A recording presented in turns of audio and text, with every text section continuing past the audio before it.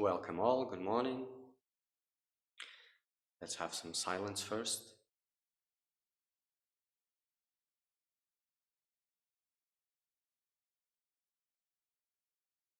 Nothing and no one exists.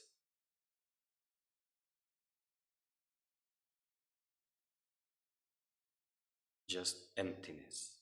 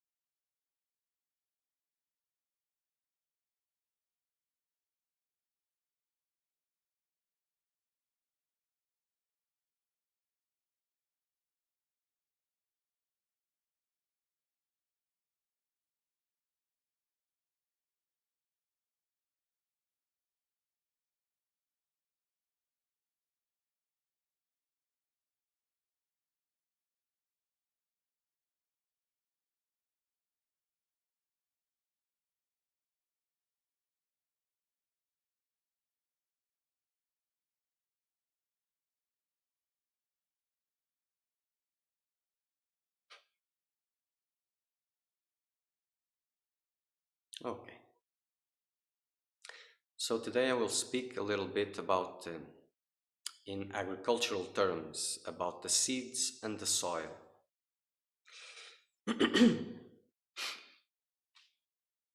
The seeds being the teachings, the soil being the seeker.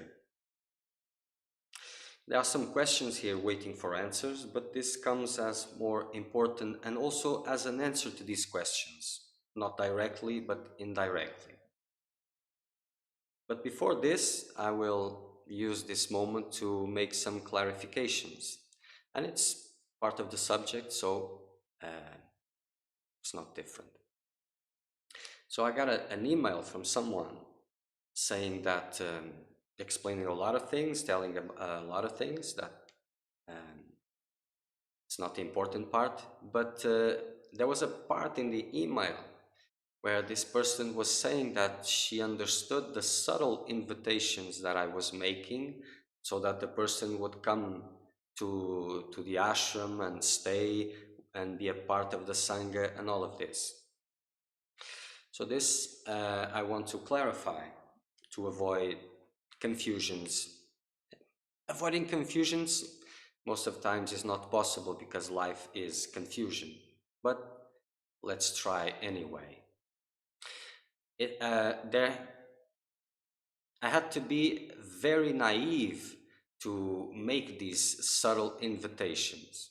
And if I was naive, I could not be here speaking what I'm saying. Because if there's something that you don't invite anyone, is for this kind of work, to this kind of life. You don't. Even those who have this strong inner calling, um, not all are ready. They need more time because it is very intense, very difficult. And if someone comes unprepared, not fit, it will cause a lot of confusion, a lot of, for itself, for others, confusion. Okay?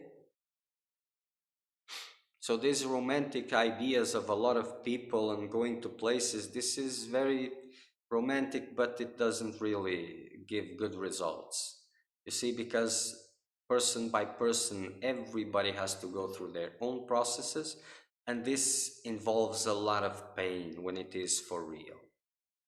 So calling people just to come, this I had to be very naive. So if anyone wants to come following their heart, they are welcome, but I will advise you that you will not find what you are expecting. If expectations are connected to certain things, that I will talk a little bit later. So the reason for this, and those who are with me for some time, they are aware.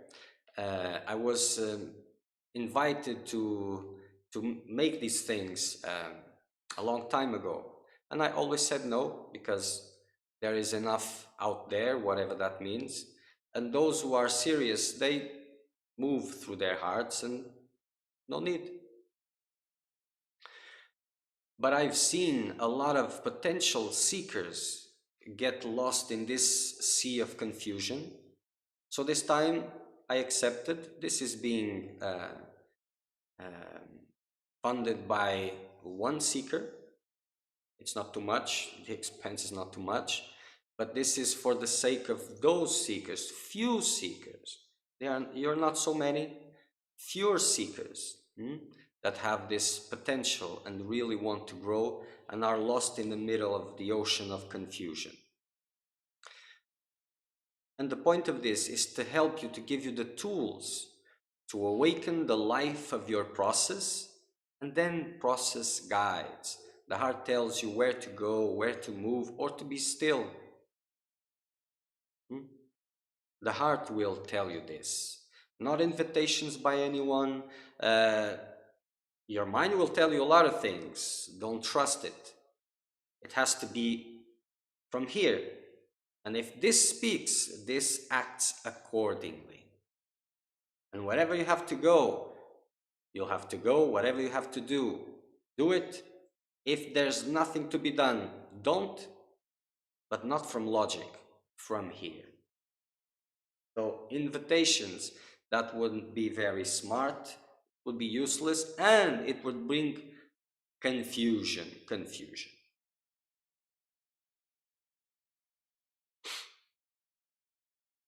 Most are looking around, most of you are seeing, some of you are seeing that this spirituality is getting crazy. And the majority of those who are seeing it also, just a few of them are seeing this for the right reasons. Most are seeing it as a way to justify their difficulties, their pride, and all these things. But still, it is there, and it always has been there, just never so much advertised. Because the path is just for the few. They are few, not too many in number. Maybe if you look at the whole world, it makes a big number, but locally, it's very few serious ones.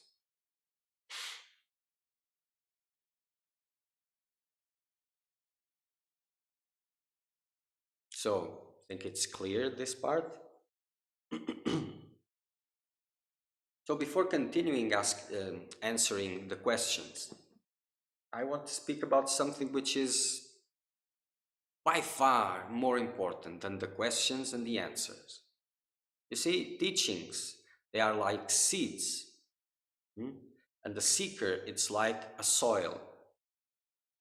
And the idea, because the quest is being made by this, is that I need the better seeds, best seeds. There must be some better seeds.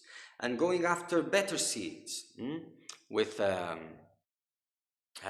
greedy mind, because I am the best, so I have to get the best seeds. So the best teachings, the best masters, and all of this. The best, the best, the best, because I'm the best. And they throw the seeds and they do not sprout. See, sometimes you see a little bit bushes coming out, these wild things coming out, and you imagine that it is a good plant because it is green, it is sprouting, and sometimes it takes time to see that it's nothing but useless vegetation. So,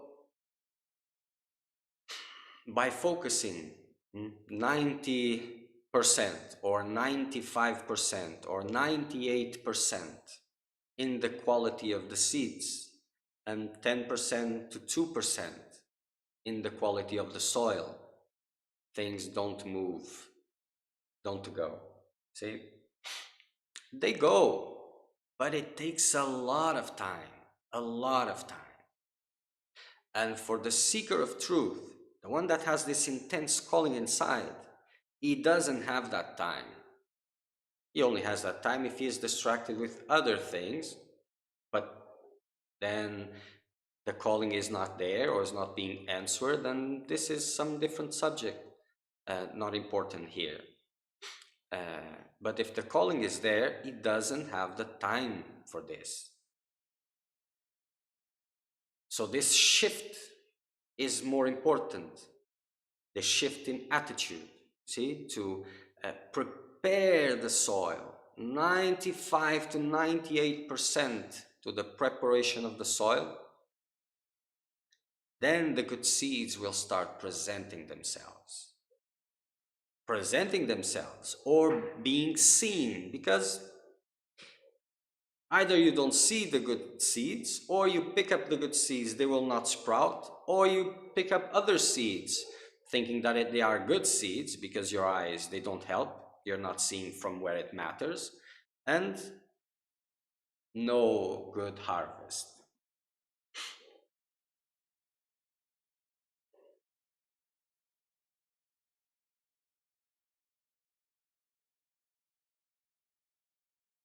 So eventually, for a good soil, even a bad seed sprouts. You see? So the difficulty that most of you are experiencing in your path, some don't even see any difficulty, but these are just other things. But these difficulties, you are the problem. You are the problem. And the more you can face this, and you're facing this all the time, but inside the circles of delusion, doing things with hope, then going back to despair. So to renew hope and going back to despair, with guilt, feeding all of this and all of that.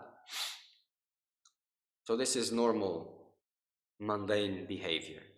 But for you that are trying intensely to grow, something to happen, whatever the expression you're using, and or what's coming is not, hmm?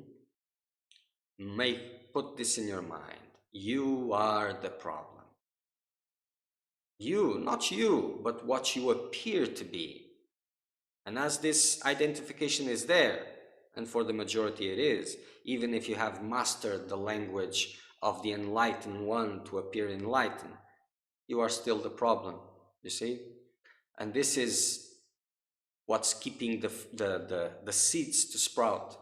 You see, even with the bad master, what you call a bad master, even with the worst teachings, a good soil gives good fruits. A bad soil, it doesn't matter what you put there. Nothing good comes out of it. So this is a journey that all go through, from being a bad soil to becoming an excellent soil. But it is prepared, this soil, to become a good soil. It is prepared with a lot of sweat, blood, and tears, you see, and sacrifices. Because to make this, the body-mind complex, as adequate soil, it takes a lot of work. And the mindset which is behind most undertakings, spiritual undertakings, is not that. It is assuming that the soil is okay and finding the best seeds and getting these seeds and that seeds and testing and this and that and this and that. And this doesn't go too far.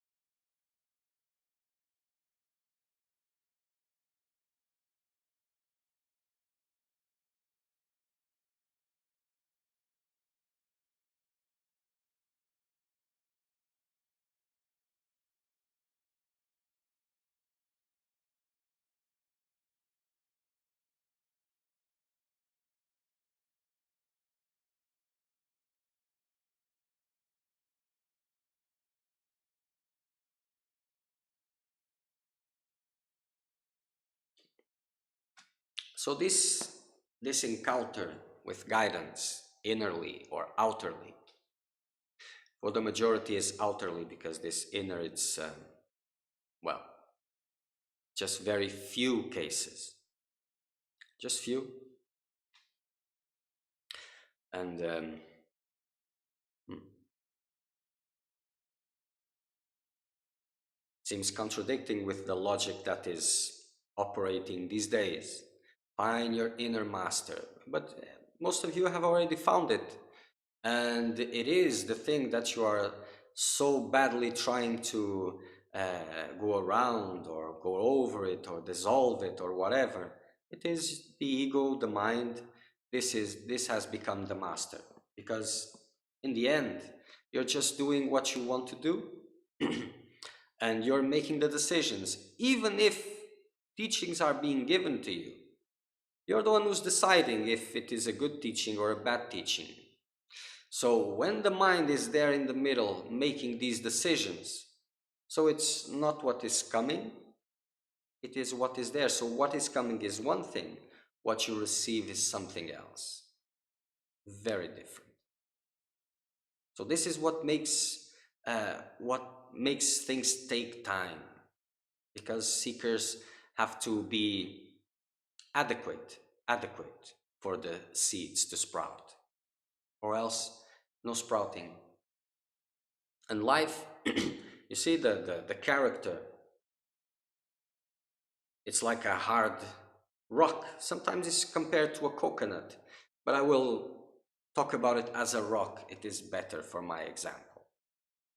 So life, and the way that you are moving around, the majority of you, it's like a rock which is being exposed to water. And by logic, as they used to say, water eventually, it is more soft, it is more weak, but it slowly, it makes the rock thinner and thinner because it cuts it very slowly, very slowly. But for the ones who have perceived that this is the rock is what is standing in the way, so why not use a hammer? Why wait for the water to do this work if you can use a hammer and smash it into pieces until it becomes just dust that wind takes and no one has to look at it again? So this is the seeker of truth attitude, you see? Because kittens, small kittens, they will prefer this water. Lions, they don't fear hammers. They don't. And the problem with this water is that this character, this rock, has the power to adapt constantly, constantly. So if the intensity is not in the right place, adapting goes faster than growth. So by the end of the day, you will have just a more spiritual character, but world has adapted, your illusion has adapted. It didn't really change. So the efforts should be on the soil, not on the seeds. This is my advice to all of you, because techniques, teachings, they are not giving you a better understanding. If you ponder through them, if you do the practices, if you work,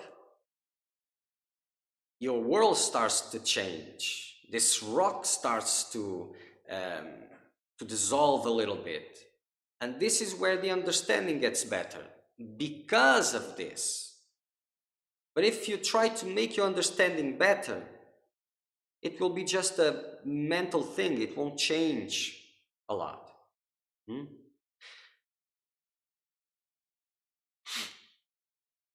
And this is the majority of the attitudes today, and this will just bring you frustration along the path.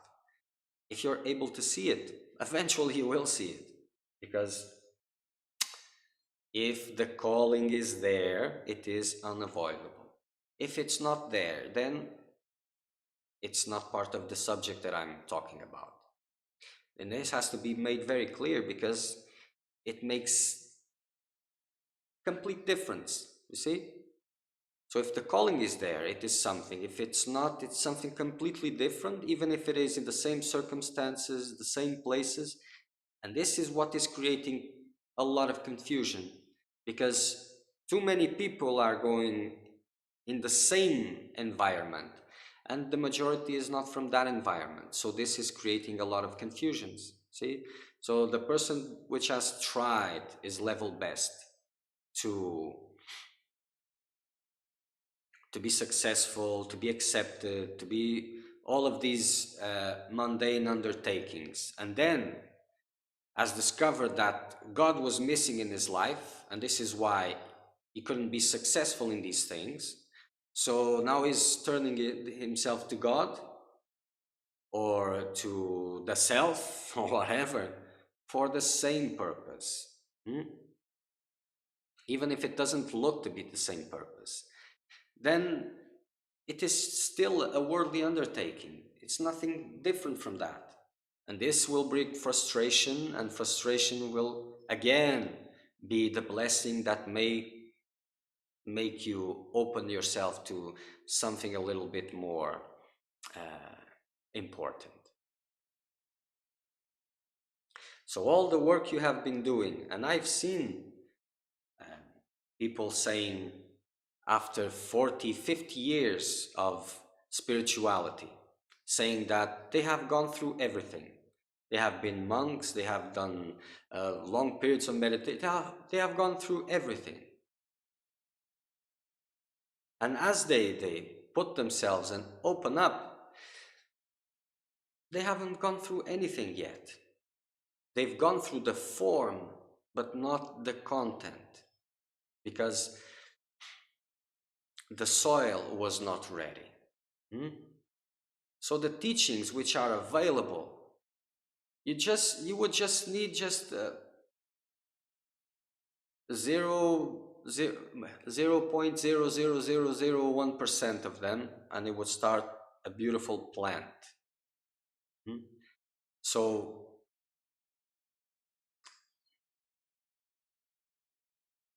when things are out of place, they don't move forward. If it is real, it doesn't move forward. So I had a question, I will answer to this later also, about are you enlightened, aren't you enlightened, so that I can trust and feel safe to go through the teachings. And this is a kitten's point of view, you see? If you're not being able to trust what is coming from here, what is the point of an external confirmation? And it may make a lot of sense in your mind, but it doesn't work that way. You have to learn how to trust and deepen this connection with the source of wisdom. So the teaching is there. If it is resonating inside, this is what you have to trust. This resonance. The mind will doubt, it will always doubt. So if the mind has a greedy attitude, it will trust because it wants to trust, because it has something to gain. But as it starts perceiving that it has something to lose, distrust will come.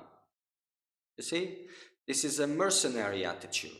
So this attitude, which is present in the majority, and this time by far in the most intense way. So this seeker even can make some sacrifices because he is looking at the bigger picture. I have more to gain than to lose. But when things starts getting serious, then distrusts will come, everything to stop the work, because the soil was not good. So if you cannot establish this trust with the thing that it is concrete to you, and that is your inner feedbacks, so how will you move? Because to really trust the master, you have to have a very high degree of purity. And if you don't, you will have to gain it because it will be tested. So when people come here, for example, in person, so this one was asking me to confirm this so that it could trust. But if you would come here, you would probably would not be able to stay 5 minutes, because if you were expecting for someone which is smiling, caring, attentive, sweet, and all of these things, I would have to show you the opposite. So to take these things out of the way. So these spiritual environments, they have become contaminated with expectations. It's like the seeker goes to a satsang as he goes to a restaurant. If he's being taken care of nicely, if he's being okay, but the restaurant has something to gain from your presence, so this relationship is there. And by the other side, this is the so-called seeker, and the so-called master is giving this feedback also. It's a relationship, the buyer and the one who is offering, and they depend on each other. But for real work starts coming, these things have to stand out of the way. And as seekers approach a master, they are being tested. And by now, you see all the commentaries about testing and seeing and evaluating and all of this. This is important to evaluate and to test. But if you're doing this, depending the way you're doing this, you are doing this from a place which is bad for your path. It doesn't help, because if you go to a place like this and your heart resonates, says, no, this is not the thing, just thank for it and remove yourself. Don't let yourself become contaminated by the judgments that come in your mind, by all of this,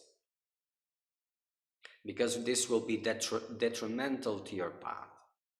But remember, if you're going to a real master, you are not going to be close to a kitten. You will be close to a lion. So in the presence of a kitten, a lot of things happen. In the presence of a lion, it doesn't. And for you to be able to qualify, to have a good soil, you will have to be tested. And you will, in these tests, you will make your choices to go with the judgments that come or to follow what your heart is saying. Because if it is a real situation from both sides, if there is a real seeker and a real master, resonance will be in the heart. Your mind will be screaming and saying, no, this is not, blah, blah, but your heart will be continuously saying, it is okay. The heart doesn't speak too often. It's not like a chattering mind that it's all in blah, blah, blah. It says this. But for the seeker of truth, this certainty is there. Sometimes this is not enough because the dependency of worldly goals, desires, and all of this, and the weakness that is there, it's not enough to counter this certainty, but it will be there. But you'll be tested, and it will be not easy for you to go through these tests. But if you go, this will be very good because the soil will be much better, much better.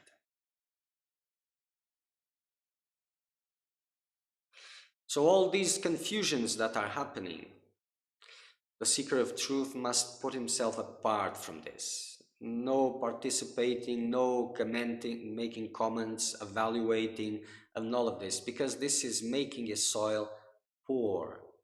See? So these Advaitic teachings, for example, one of the key ones is silence. And this is the less understood until now. Silence, silence, silence. So my advice, if you want to be in a living process, following what is right, first you understand that the hammer needs to come down on your head. So my advice is pick up a hammer and do it yourself. Start like that. Life is giving you all this for free. You see, if you're in a spiritual path, people will not understand around you. So they start judging you. So this is kind of a hammer. Take it. Instead of defending yourself and all these things and increasing your fighting skills, use these external frictions to make yourself simple, more simple. You see, personality survives of this complexity. And mundane life is about complexities. As it becomes really more spiritual, it becomes simple and simpler and simpler and simpler. So this is a guideline. If it is becoming more simple, it is good. If it's becoming reactive and all of it, even teachings, the more complex they are, the less they have. Sometimes they are a need until something else comes up, but it is as it is. So use the environment, and all the time you are being exposed to something that you feel is humiliating you. So ask yourself, so how special am I that cannot take this? You have stories, enormous stories of saints and the lives they have been and the suffering they went through. Are you more than them? So that you cannot be, and your history, most of you doesn't really compare to them, but why not? So instead of defending yourself from life, use life as a way to make your soil better. less reactive, more humble, because without these characteristics, you cannot get guidance. Understand? So your credit card may pay a lot of things in your life, some you call spiritual, but it cannot buy guidance. Hmm? So this is the big lesson from all these things. Guidance cannot be bought. Hmm? And as it comes, when it comes, it has to be honored, because if it's not honored, you will lose it. And then it will take a lot longer to get it back. Some of you know what I'm talking about. Others have no idea because they didn't even experience guidance. Hmm? And so this losing and this is like abstract concepts. But some of you know what I'm talking about. In the beginning, it is more or less easy for everyone to get guidance, whatever this means, innerly, outerly. But this innerly, outerly, it doesn't make a difference. But the majority of you, they are hoping for it to come innerly, because they are not, the soil is not good, they are not ready to get outer guidance, and they don't want this transformation. They see spirituality, freedom, as a means to be right, to improvement, to be important, to all of this. So teachings are being brought in as something to improve what is there, and not something to break what is there. So they don't have anywhere to go like this. At all times, life is giving you opportunities to make you humble yourself, opportunities for you to surrender. But this is being avoided. So the majority that are saying that the master is not required, that everything is inside of yourself, this is true, but not for the majority of you, not by far. And the more time passes and these confusions are there, less will be suited, deserving this. It's hard to choose the word. And these are words that trouble most of your minds, but they must be used, you see? So this concept has become very good because the seeker has become a VIP, you see? Very important person. So for him, just the highest and direct access. Highest direct, because direct, I don't have to make any changes. I don't have to suffer anything. I can continue with my certainties. So direct, so what is more direct than, or the highest God, or self? It's inside of yourself. So let me search here, because I don't want to bend down to anyone to take directions, or because I want to do what I want, what I'm pleased. So when I go to these places, if I'm treated this way, the way I'm expecting, it is good. If I'm treating the other way around, it is bad. So all these confusions are there. So yes, everything is inside of you, and that is the greatest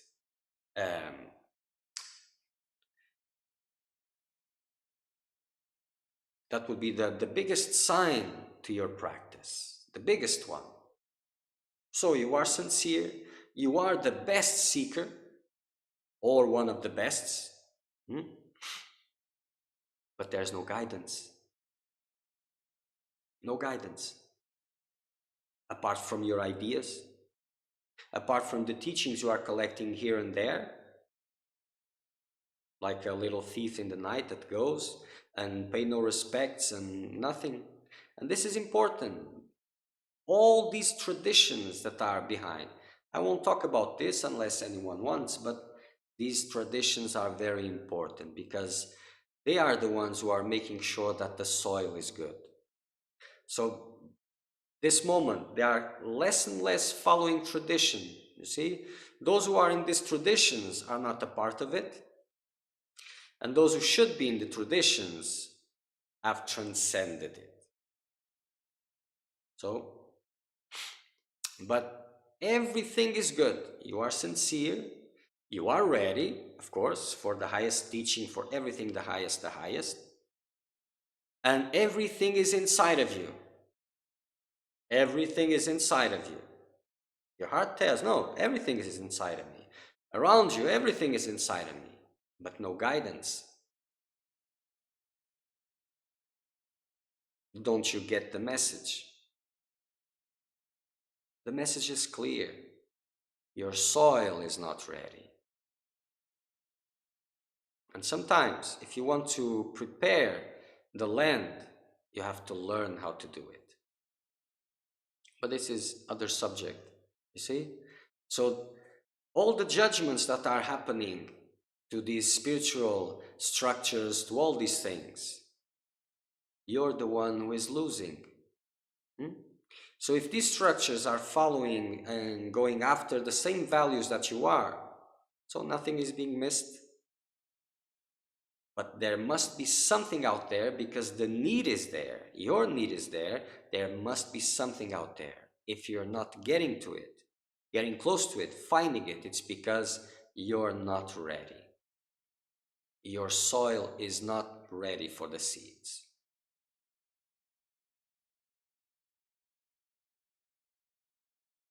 And there's nothing better for this, for those who have the calling, than hammer. You see? And the hammer, life is full of hammers that you have to fight constantly every day. But if you embrace them, they will make you more suitable, more humble, more ready. So the spiritual traditions, in the form they may have changed, but the spiritual quest is the same. That always has been, and that always will be. It is the same. Words change, see, because this teaching that was there previously, as it gets incorporated in the majority of seekers, it becomes a part of their delusion. So something else has to come to counter it. So teachings, they don't follow. They are objective and they follow a narrow path, but the meaning of this changes a lot every time. It is a need.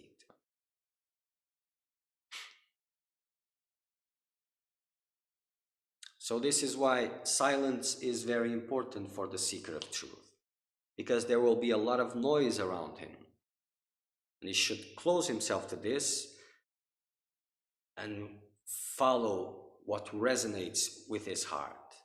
Train his mind to be quiet, to keep away from these judgments and from the opinions and this and that, getting away, cleaning this greed, this spiritual greed, that because as this is there, it is the mind that controls the things, and uses the heart as a means, as an information place to continue his quests. And this is no good. If there is sincerity there, you have to get away from this control. So train this to follow what the heart says, to obey it. Otherwise, keep quiet. It's only used for this purpose. For the rest, it has to keep quiet.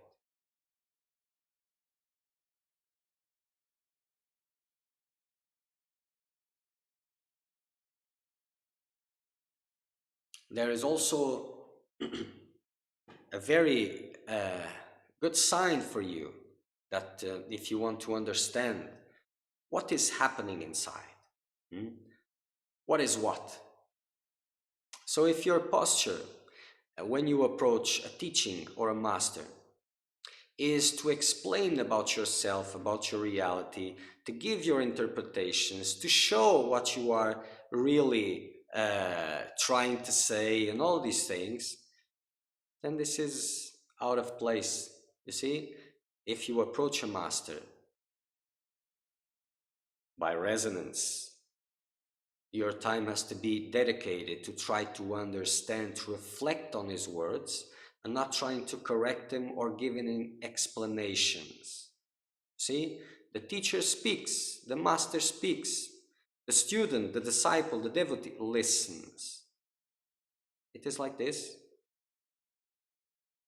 But as these other values are present, to be important, to be accepted, to all of this, then this this blah blah blah continues, and no real work is possible because soil is not in good conditions. And to prepare the soil, the master can help, but first you have to do a big part of this work. A big part. And this is not sweet. It will be after, but not now. So these days everybody has access to tons of teachings. Teachings here and then. They sit and they judge and evaluate and they take what they feel it's best. But who is in charge of that? Reasoning, delusion. So in this multitude of teachings, the heart has to choose and direct. For that, there must be a trained mind, a prepared mind for this. Then things start to make sense, start to be real, be real. So tending to the soil, it's very important. It is a necessity.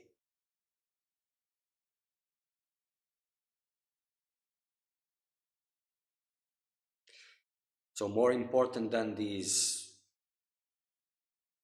spiritual noise, silence and preparing own soil. What is your real importance?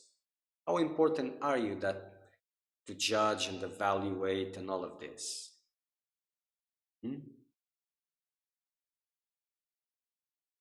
For those who come with this attitude here, they are often surprised and they don't really understand what happens. And I make sure of it. And this is the best I can give for those who are at that moment. Because everybody's pointing that there are no good seeds anymore. Difficult to find good seeds. It is true also. But most important, a good soil is the most rare thing these days. Very rare.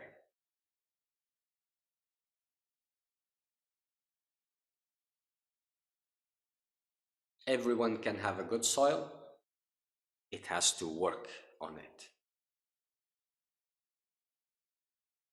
And when arrogance is present in the mind of the seeker, when it is about self-importance, then the hammer is the best friend. Big hammer, like this. Several times a day. It's a good prescription. Any good doctor, spiritual doctor will give you this recipe. Several times a day, big hammer. And this will be the best friend. Because what confirms, give you, inflicts self-righteousness and all these things, this makes your heart, the path harder. It kills it slowly, slowly. And it is there. If you're a seeker of truth, this will be there. Seekers of truth are powerful beings. They are strong. So this arrogance, it is there in one way or another. And there's no problem with it. It has to be worked because it also opens doors. So this look-alike kitten, well, if you want to be part of a sangha, if you want to be in a spiritual place because people are nicer and all of this, well, this may help you. But understand, in a real place, when people are pushing their practices, they won't be that nice. They will be in a lot of intensity inside of them. So experience will be quite different. So if you want to be part of a sangha, that can only happen by accident. A real sangha is made by real seekers of truth. And they form a group by accident because they are not there to be part of a group. They are there for their own work and their teaching. So it is by accident.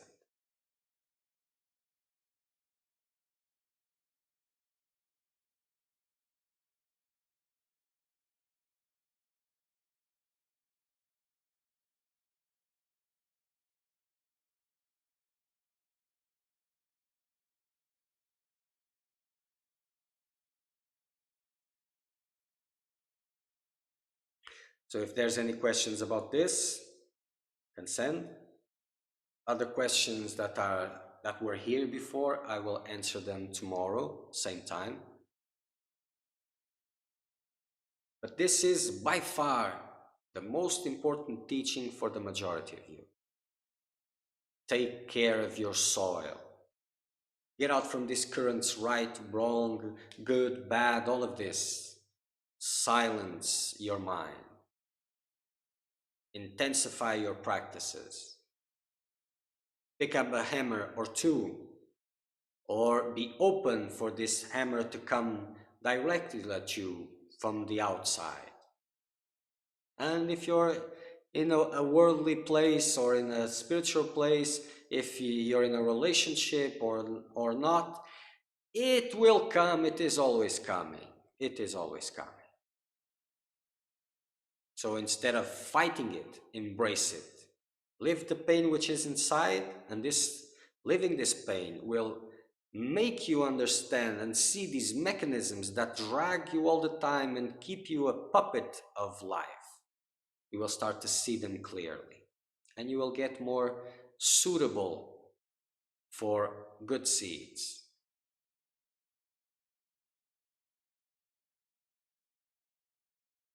So this idea of best seeds is a way not to look at your own soil.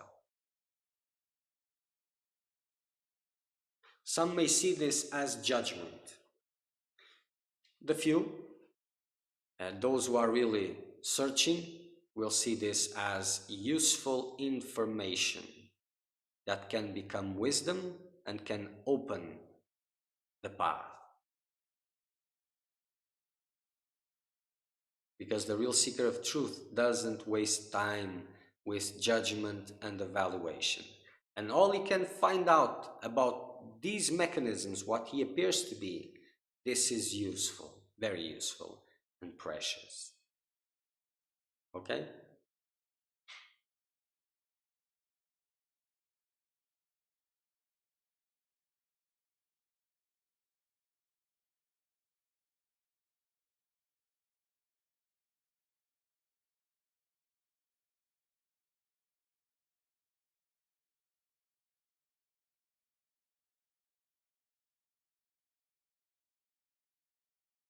Okay, for those who are going to see this later, if you have questions about this subject, even controversial ones, if they are coming from the right place, I will answer them.